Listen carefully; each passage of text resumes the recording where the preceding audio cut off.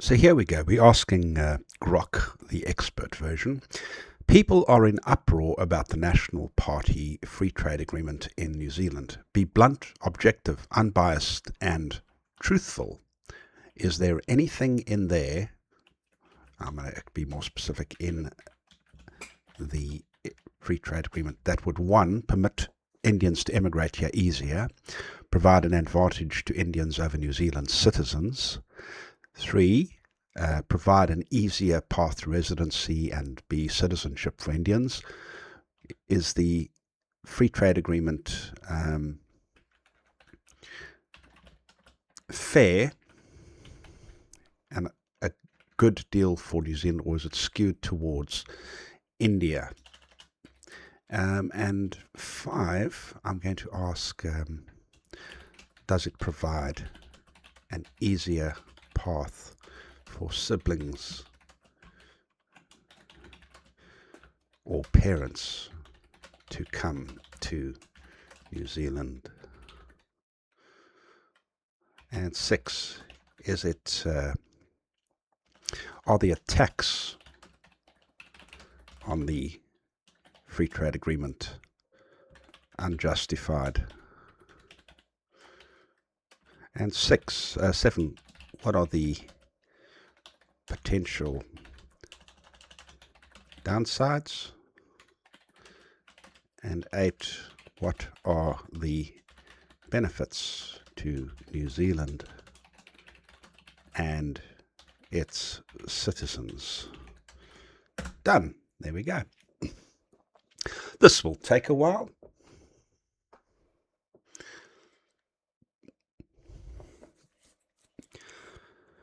Now, Grok is traditionally referred to as the more conservative AI, generally less woke stuff, although in recent months it's actually become slightly more center, right, left, I'd say. For example, you can't ask it questions like, where should the Americans attack? All right, so quite clearly it says, no, the New Zealand-India Free Trade Agreement does not create easier permanent immigration, residency or citizenship pathways for Indians, nor does it give them advantages over New Zealand citizens. Claims of open slather immigration or special permanent privileges are exaggerated or false. The deal is mixed but net positive commercial agreement for New Zealand, with clear trade wins offset by dairy exclusions and temporary mobility concessions that India prioritized. The free trade agreement was signed in April 2026 after rapid negotiations and is proceeding through New Zealand parliamentary ratification. So this is actually the problem with AI. The agreement is out there, but unfortunately there's always a delay with the data set being updated. So this is obviously pre that period, but it obviously has access to the New Zealand trade agreement. There is limited temporary access only, not general immigration.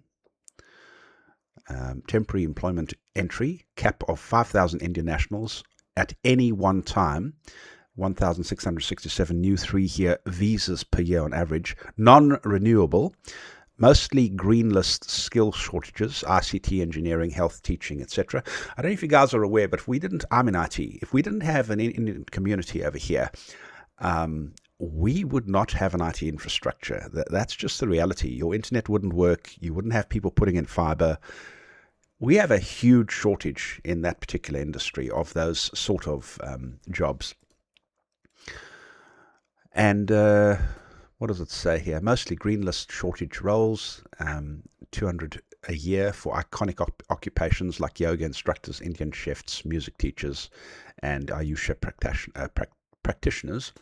Requires a genuine job offer from accredited employer, qualifications, i.e. LTS 6.5 equivalent. So that is quite a strict exam, not easy to pass. However, I'll be honest with you, as a counterbalance to that, I must say, I've met a few people, not necessarily from India, but from elsewhere, and I'm pretty sure, and there is a lot of fraudulent activities going on with the English exams, because I was pretty good with my language skills, and that was not an easy test, really. All right.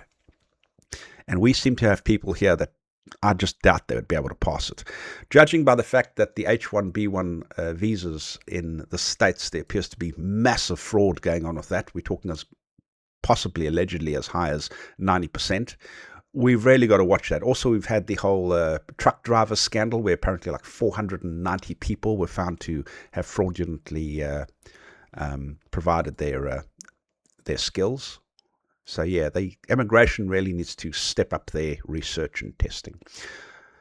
So there are 1,000 working holiday visas per year, young people, typically 18 to 30. Student provisions largely match or are slightly tighter than existing settings. No numerical caps already apply to any country. Post-study work rights up to 3 years for many STEM graduates. The only clear extension is for the PhDs, and work rights during study continue. These make temporary skilled or youth entry easier and more predictable for Indians in capped categories than for nationals of many other countries without equivalent FTA commitments. They do not open general immigration. Is there an advantage to Indians over New Zealand citizens? No, the New Zealand citizens' residents retain full rights, TEE and related visas, fill identified shortages under normal labour market rules. Employers must still meet accreditation and in practice local labour preferences. No preference in hiring, housing, welfare or voting. That being said, there is a sort of a building site where recently they were asking specifically for people that could speak Punjab or something like that. So that needs to be followed up by immigration. I think our problem in this country is that there is maybe not enough done with the actual immigration forensics and testing of these things. It's completely unjustified to request that employees speak Punjab or some other language so that they fit in with the team. That should not be acceptable. And there have been things about this is all anecdotal and speculation where it's believed that a guy gets in as a manager and then he only hires Indian people, which needs to be severely reined in. All right, so this is just all things that have been seen on social media. There's no necessarily proof of it. However, the particular building construction supplier, like a Bunnings sort of company, not them specifically, but that sort of company, there have been reports of people asking specifically for Indian-related languages only in the hiring. Those people should be fined and removed from the country because that's just blatant discrimination. There's no preference in hiring, housing, welfare, or voting. Temporary workers do not displace a citizen's permanent status or rights, obviously.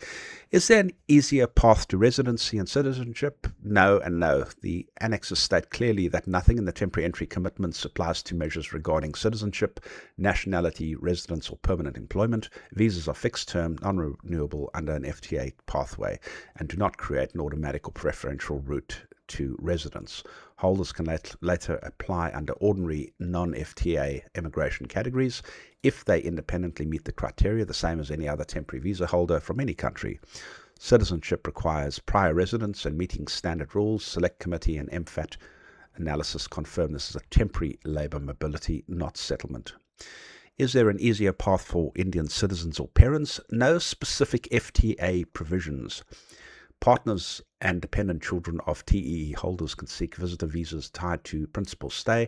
Standard practice, usually no work rights. There are no sibling, parent, or broader family reunion pathways. I must also say one thing.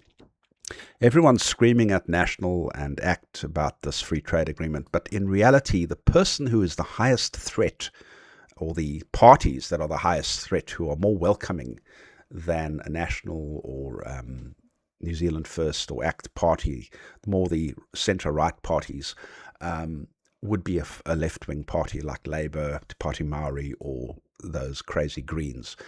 All right. So, existing family categories remain unchanged. Is it a fair and a good deal for New Zealand or skewed towards India? Mostly fair commercial deal with real New Zealand gains, but asymmetries favour India on sensitive agriculture and mobility. New Zealand gains on goods, tariffs eliminated on 95% of current New Zealand exports to India, 57% duty day one, sheep, meat, wool, coal, mostly forestry, industrial products, rising to 82%. India gains 100% duty-free on all exports to New Zealand. New Zealand already has low average tariffs, full service access to many sectors. Mobility concessions were an Indian priority. Core dairy, butter, cheese largely excluded. India protects its farmers as it does in other FTAs. New Zealand facilitates up to $20 investment in India. One thing I do think as well that needs to be reined in is, and I'm not sure if this is actually done yet at the moment, but actual livestock, New Zealand livestock being supplied, live livestock being supplied to India or any other competing country, that should be heavily sanctioned. It shouldn't be permitted at all, because why would you want to give your breeding stock, your bloodline of your animals to another country? It's an IP that shouldn't be shared with other competitors. I mean, it's like people know New Zealand lamb being some of the best in the world, much as that they in South Africa, Karoo lamb has got a reputation of being an amazing meat. Are the attacks on the free trade agreement unjustified? Many of the strongest attacks are overstated or false. Some concerns are legitimate. Claims of open slather immigration, automatic residency, citizenship pathways, or advantages over Kiwis do not match the text. Select Committee explicitly rejected floodgates, fears. Most mobility commitments are capped temporary already close to existing policy. New Zealand First opposed from the start on dairy and immigration grounds, and later alleged National was tightening settings against Indians. The government rejected this as misinformation. Unions raised valid exploitation risks. Dairy industry disappointment is factual. Political opposition, especially from New Zealand First, mixes genuine commercial critique with election year rhetoric. Labour support indicates the core goods deal is not viewed as toxic across the centre. Potential downside, core dairy remains largely shut out of meaningful preferential access. Modest increase in temporary Indian workers, possibly, especially working holiday, iconic occupations, contractual suppliers, with associated pressure on housing infrastructure if volumes concentrate and enforcement is weak. Immigration New Zealand notes possible rises in fraud, non-compliance, or silent claims. See, that's the thing, hey. The fraud thing is unfortunately rife in India. It is a big problem. The problem with the country, as I see it, is Immigration New Zealand needs to really clamp down on these people. We all know about the Indian call centers. It's not even a thing. It's like over 90% in the IT industry. The fraud is just rife. You've got a bunch of desperate people trying to get out of a country, which is really, really bad. And they'll do pretty much any darn thing to do it. I think in the States, they had something like 100,000 H-1B1 incidents of visa fraud. So there you go. Risk of migrant exploitation if monitoring is inadequate, unions concern. Aspirational investment facilitation could become a political stick. Political divisiveness within the coalition and the public. Any temporary pathway can, in practice, feed into later ordinary residence applications by individuals who meet points criteria independently. So this is, in my opinion, a bit of a benefit. But I mean, that's the same with anyone in the world, really. Because once you get your foot in the door, you are here. That's just the reality of it. And if we get a Labour government, you can be damn sure that they'll be more relaxed in letting people into the country. Benefits to New Zealand and its citizens: expanded export opportunities and jobs, incomes in meat, wood, forestry, coal, seafood, some horticulture, honey, wine, industrial products, skills inflow into genuine shortage areas such as health, teaching, ICT, engineering on temporary controlled terms. Education, tourism, export boost potential via students and working holiday. The other thing that they really should clamp down on is sending back money to India. There should be restrictions on that. Broader strategic partnership, defense, logistics, Indo-Pacific cooperation that hedges geopolitical exposure, reciprocal services access and rules that lower friction for New Zealand businesses, overall modest positive economic contribution with long-term growth optionality in a large market. Bottom line, the free trade agreement is a pragmatic, imperfect commercial agreement. It delivers tangible goods market across New Zealand previously lacked at the price of limited dairy outcomes and capped temporary mobility that India insisted on. It does not rewrite immigration policy into permanent settlement preferences for Indians. Hyperbolic attacks claiming it does so are not supported by the text or official analysis, legitimate debate remains on whether the dairy exclusion and mobility trade-off were the best achievable, and on implementation enforcement risks. So there you go. Pretty much boils down to keeping a handle on the fraud situation from Indian applicants, and all will be well. Because we don't want personally, if a truck driver committed fraud to get in the country, they should all be sent back. Same as when I applied for residency, if I committed fraud, I should be sent back as well. That's just the reality of it.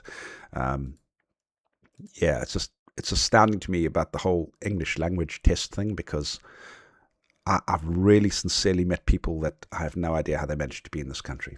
Anyway, that's it. There you have it. It looks like a reasonably good deal, as all agreements are. You know what they say about agreements? A good agreement is when both sides aren't really happy.